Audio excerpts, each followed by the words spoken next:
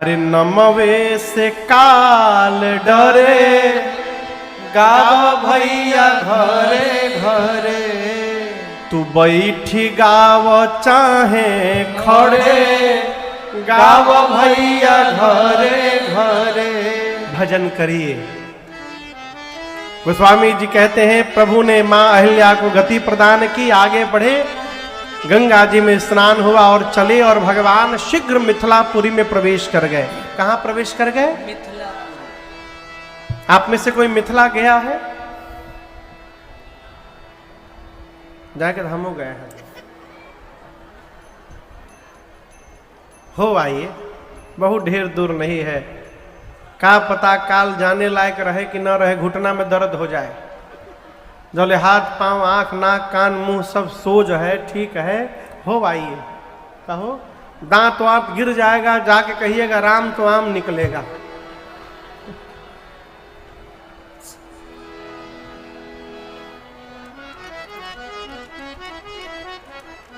हम एक आदमी को जानते हैं, बूढ़ी माई, अब तो नहीं रही, वो अपन दांत हाथ में लेके घूमती थी, जहां खाने का सिस्टम आता था लगा के खा लेती थी। तो हम पूछे माई हाथे में लेके कहे दांत घूमत हो? बहुत गुस्सैल माई, हवा से झगड़ा करे। तो ले बेवकूफ हवा, झगड़ा करने में चिल्लाने में कहीं मुंह से फेंका जाए तो, इसलिए सेफ्टी के लिए हाथ में लेके रहती हूं उसको। हो आइए, हो आइए, आइए एक बार भाव श्रद्धा के साथ बोलिए मिथिला धाम के जय। भगवान मिथिला पहुंचे, एक सुंदर आम के बगीचे में विश्वामित्र जी के साथ रुके। जनक जी महाराज को सूचना मिली कि विश्वामित्र महामुनि आए, समाचार मिथिलापति पाए। दौड़कर विश्वामित्र जी आम के बगीचे में गए, विश्वामित्र जी से मिलने। जनक जी महाराज आए, चरणों में दंडवत किए हैं। विश्वामित्र जी ने आशीर्वाद देकर बिठाया है। और आपसे कहूं, जिस समय जनक जी महाराज विश्वामित्र जी से मिलने आए हैं, उस समय वहां राम लक्ष्मण जी नहीं थे। कहां थे? गए रहे देखन फुलवा। जिस समय जनक जी विश्वामित्र जी से मिलने आए, उस समय राम लक्ष्मण जी फुलवारी देखने चले गए। कहां चले गए? जानबूझकर। राम जी सोचे यदि मेरे रहते जनक जी आ गए और कहीं जनक जी की दृष्टि हमारे ऊपर पड़ गई, तो हमको देखने के बाद जनक जी गुरु जी को नहीं देख पाएंगे, और फिर हमारे गुरु जी का मान सम्मान कैसे होगा। इसलिए राम जी सोचे अपने को यहां से बाहर निकाला जाए, पहले हमारे गुरु जी का आदर सत्कार सब हो जाए, फिर हम आएंगे। विश्वामित्र जी से जनक जी मिले, तब राम लक्ष्मण जी प्रवेश करते हैं। और गोस्वामी जी कहते हैं, यहां आपको एक बात बताऊं, जनक जी विरक्त महापुरुष हैं।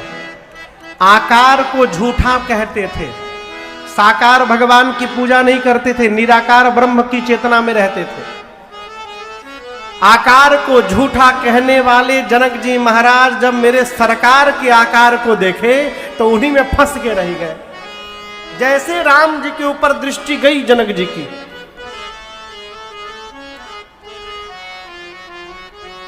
विश्वामित्र जी पूछे क्या हुआ जनक जी? जनक जी बोले 2 मिनट चुप रहिए।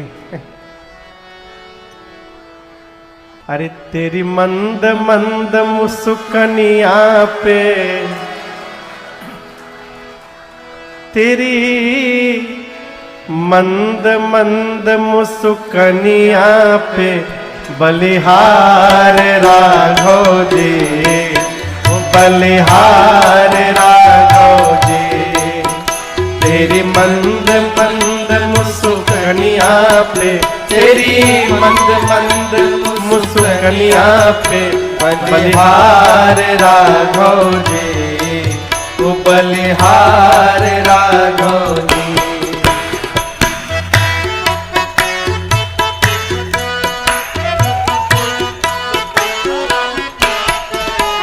तेरे बाल बड़े घुंघराले, बादल हो काले काले। तेरे बाल बड़े घुंघराले, बादल हो काले काले। तेरी बुलकन की लटकनिया पे, तेरी बुलकन की लटकनिया पे बलिहार राघव जी, ओ बलिहार राघव जी। तेरी बुलकन की लटकनिया पे, तेरी बुलकन की लटकनिया पे बलिहार राघव जी, ओ बलिहार राघव जी।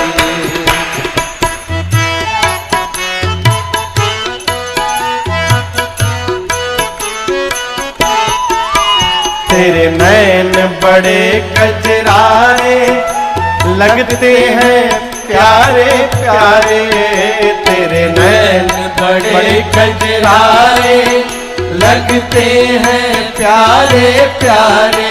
हाँ तेरे नैन बड़े कजरारे लगते हैं प्यारे प्यारे, तेरे नैन बड़े कजरारे लगते हैं प्यारे प्यारे। तेरी तिरछी सी चितवनिया पे, तेरी तिरछी सी चितवनिया पे बलिहार राघव जी, ओ बलिहार राघव जी। तेरी तिरछी सी चितवनिया पे, तेरी तिरछी सी चितवनिया पे बलिहार राघव जी, बलिहार राघव जी। जनक जी महाराज सोचने लगी गोरा वाला तो नहीं, लेकिन सांवला वाला सीता के लिए बड़ा उचित लग रहा है। अभी मन में कल्पना हो गई, तेरे संग में सारे, तेरे संग में सिया सुकुमारी है लगेगी प्यारी प्यारी, तेरे संग में सिया सुकुमारी लगेगी प्यारी प्यारे, तेरे संग में सिया सुकुमारी लगेगी प्यारी प्यारे। इस जुगल जोड़ी पर जाऊं मैं, इस जुगल जोड़ी पर जाऊं मैं, मंद मुस्कनिया तेरी, मंद मंद मुस्कनिया बलिहार राघव जी, ओ बलिहार राघव जी, बलिहार राघव जी, ओ बलिहार राघव जी। अरे बलिहार राघव जी, बलिहार राघव। कहु नाथ सुंदर दो बालक, क्या मुनिकुल तिलक, क्या नृपकुल पालक। ये दोनों सुंदर बालक कौन है प्रभु? क्या किसी मुनि के पुत्र हैं या राजपुत्र हैं? आप नहीं बता रहे हैं, मेरा मन जो कह रहा है मैं बताऊं। मुझे तो लगता है कि वेद जिस ब्रह्म को नेति नेति कहते नहीं थकते, वही पर ब्रह्म तो कहीं मेरे आंखों के सामने रूप धारण करके नहीं आ गए हैं। ये ब्रह्म लग रहे हैं। इन्हीं बिलोकत अति अनुरागा, बरबस ब्रह्मा सुख ही मन। विश्वामित्र जी ने कहा, महाराज ये रघुकुल के मणि महाराज दशरथ के कुमार है राम लक्ष्मण। मेरे पास महाराज ने यज्ञ रक्षा के लिए भेजा था। राम जी ने यज्ञ रक्षा में घोर निशाचरों का अंत कर दिया। यहाँ पर धनुष यज्ञ देखने आए हैं। जनक जी सोचे विश्वामित्र जी कह कि उसकी व्यवस्था करनी चाहिए। आम के बगीचे में रहेंगे उचित नहीं है। ले जाकर मिथिला के सबसे सुंदर महल में स्थान दिया। दोपहर में भोजन विश्राम, संध्या को लक्ष्मण भैया नगर देखने का मन में भाव प्रकट किए हैं। राम जी ने गुरुदेव से कहा, गुरुदेव अकेले तो इनको भेजने लायक नहीं है, यदि आप कहिए तो मैं लेकर जाऊंगा और नगर दिखाकर तुरंत ले आऊंगा। गुरु आज्ञा प्राप्त करके राम लक्ष्मण है आपको 8। कितनी सखियां हैं? राम लक्ष्मण जी नगर में घूम रहे थे। ये सखियां एक छत पे खड़ी हैं। भैया पहली सखी बोली, संसार में कौन होगा जो इनको देखकर मोहित न हो जाए। दूसर की बोली, चुप रहो, मैं इनके बारे में सब पता लगा ली हूं। जो सांवले वाले हैं उनका नाम राम है, गोरे वाले का नाम लक्ष्मण। ये दोनों अयोध्या के महाराज के लड़का हैं। यज्ञ रक्षा करने बक्सर गए थे, यहां धनुष यज्ञ देखने आए हैं। रास्ते में राम जी ने सतानंद जी की मां अहिल्या जी का भी उद्धार कर दिया। कितने नंबर की सखी ने कहा? दूसरी नंबर ने। लक्ष्मण राम जी नीचे चल रहे हैं, लक्ष्मण जी सुन लिए। लक्ष्मण जी बोले राम जी से, भैया लागत आ केहू खास बैठल बा ऊपर आ। पूरा परिचय हम लोग का दे दिए, एक बार देखो क्या ऊपर। राम जी हाथ पकड़े, बोले चुपचाप नीचे देखो, इधर उधर देखना नहीं है। तिसरकी ने कहा, तिसरकी सखी ने कहा, ये गोरा वाला तो नहीं, लेकिन ये सांवले वाले है। देखे में त नीक लागे ई गोरका बदनवा, लुभाला काहे रे ए संवर के पे मनवा, लुभाला काहे रे ए संवर के पे मनवा। सखी बोली, ये गोरा वाला तो नहीं, लेकिन इस सांवले वाले को देखने से ऐसा लग रहा है कि अपनी किशोरी जी के लिए एकदम उचित दुल्हा होंगे। मेरा मन कहता है यदि महाराज इनको पहचान गए तो बप्रण का त्याग करके बरबस ब्याह करा देंगे। कितनी नंबर की सखी ने कहा? तीसरी नंबर की। लक्ष्मण जी राम जी से बोले, भैया अब तो विवाह की भी सेटिंग होने लगी ऊपर, एक बार देखूं? राम जी बोले चुपचाप नीचे। सखी ने कहा, क्या कहती हो? महाराज ने देखा भी है, पहचाना भी है, लेकिन उसके बाद भी महाराज प्रण का त्याग नहीं कर रहे। ये बात सत्य है तो मैं कहती हूं ये सांवला ही सीता जी का दूल्हा बनेगा, इसमें कोई संशय नहीं होने वाला है। कितनी सखी हो गई? 5। जैसे आप लोग ताली बजाए ना, वैसे सुनते छठवीं सखी ताली बजा के नाचने लगी। सखियां पूछी, तुम क्यों नाच रही हो? छठवीं सखी बोली, मैं ये सोच के गदगद हो रही हूं, यदि सीता जी के साथ इनका विवाह हो गया और उसके बाद ये जब हो। अब कितनी सखी बची हैं? 2। बुरा ना मानिएगा, हर कमिटी में, हर ग्रुप में 1-2 निगेटिव माइंड के आदमी रहते हैं। उनका काम है केवल नकारात्मक सोच। यहां भी एक सखी है, बोली, क्या बोली? अरे बोली, 7वीं सखी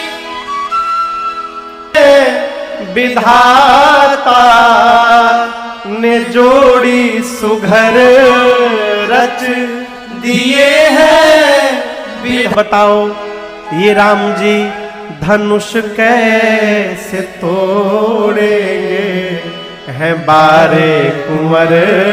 कितने छोटे हैं राम जी, इनसे धनुष हिलेगा भी नहीं।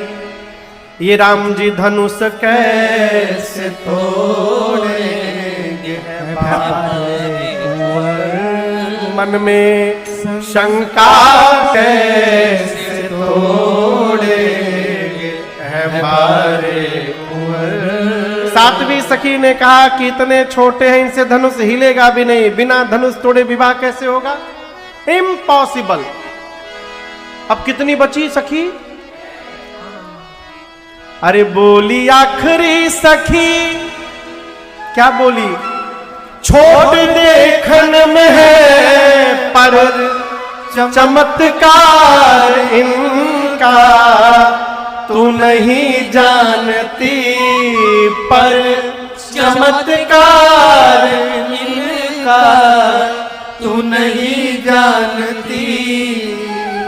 एक ही बाण में ताड़का राक्षसी, बस एक ही बाण में ताड़का राक्षसी उठ सखी ना पड़ी थी पड़ी रह गई, उठ सखी ना पड़ी थी पड़ी रह गई, उठ सखी ना पड़ी थी सखी ना पड़ी थी सखी ना पड़ी रह गई। आठवीं सखी बोली, अरे जिसके एक बाण से ताड़का समाप्त हो गई, जिसके चरण के रज से अहिल्या जी को गति प्राप्त हो गई, जिसने सुबाहु को मार दिया, वो क्या शंकर जी के पिनाक को तोड़े बिना रहेंगे? मेरी मानो मैं कहती हूं, जिन ब्रह्मा जी ने सीता जी को बनाया है, उन्हीं ब्रह्मा जी ने इस सांवले को भी बनाया है। दूल्हा तो यही बनेगा, इसमें कोई संशय नहीं। भगवान धनुष यज्ञ का शाले का दर्शन करके बच्चों के साथ संध्या बेला में गुरु जी के पास पहुंचे। संध्या भई ब्यारू आरती रात्रि भोजन विश्राम। सबसे पहले गुरु जी सोने गए, राम लक्ष्मण जी पांव दबाने लगे। थोड़ी देर बाद गुरु जी ने राम जी से कहा, राम जी आप भी जाकर सो जाइए। राम जी सोने गए तो लक्ष्मण जी पांव दबाने लगे। थोड़ी देर बाद राम जी लक्ष्मण जी से कहा कि आप भी विश्राम करिए। लक्ष्मण भैया वहीं सो गए। तो गुरु जी, राम जी, लक्ष्मण जी तीनों लोग सो गए। अब हम लोग भी अपने अपने घर जाके सो जाए। आज की कथा यही विश्राम लेती है। एक सूचना आप लोग को देनी है, कल हम और आप यहां पर 2 उत्सव मनाएंगे। पहले धनुष यज्ञ मनाएंगे और उसके बाद खूब धूमधाम से श्री सीताराम विवाह महोत्सव मनाएंगे। तो कल घर से बाराती बन करके आइएगा। बाराती बन के आने का मतलब खूब बढ़िया बढ़िया चमकौआ कपड़ा पहन के आइएगा। मैया जी लोग लाल या पियर साड़ी ओड़ी कपड़ा पहन के आए, भैया लोग सफेद पहन के आवे, करिया ना पहनिएगा कल।